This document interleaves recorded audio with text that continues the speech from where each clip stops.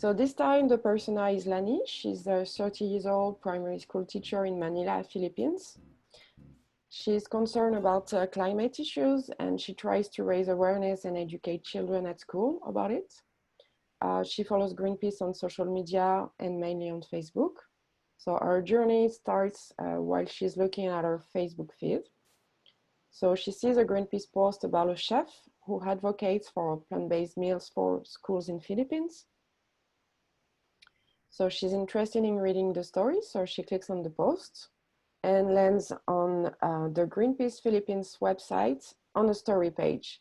So this story page will be a new format inspired by the stories format that social media use on mobile.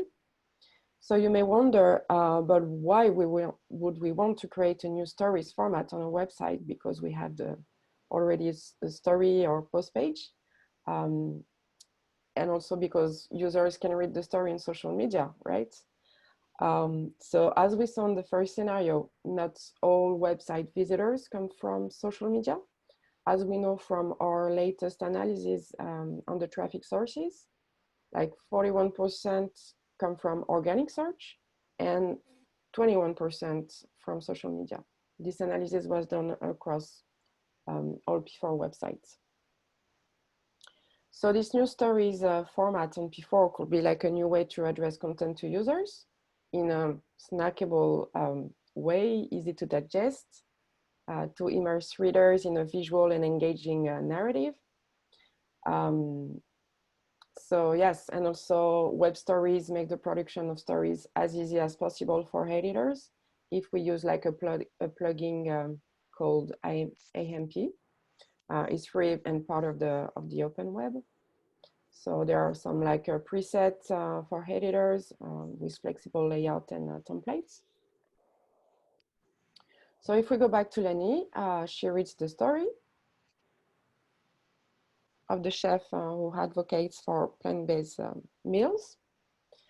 So this story really inspires her to do something in the school where she works as well. So she reads the story. There are like multiple slides. She can go back and forth.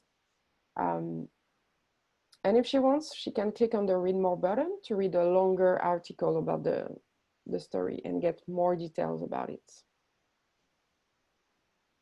So she can, in the next slide, see a recipe at the end, and then she can also see like what she can do with children as well, with some materials that she can use. Then she sees that she can also share her story as well and look at the end other stories related.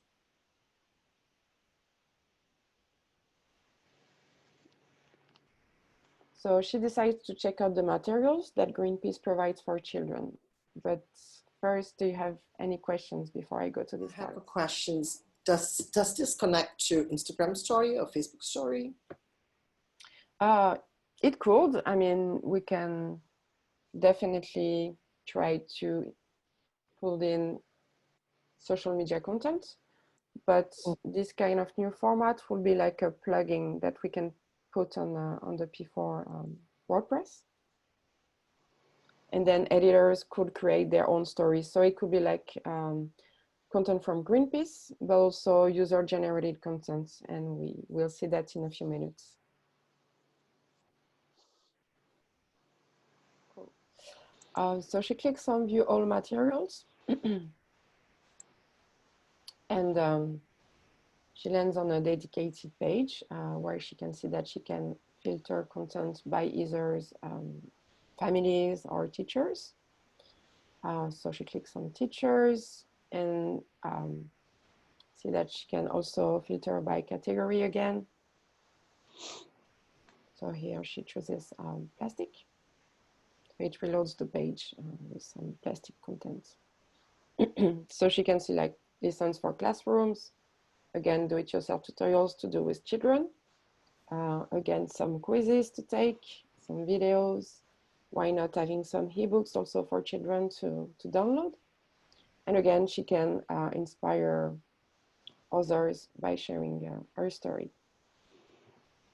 So she's really happy to see that Greenpeace offers a lot of different materials that fit her needs.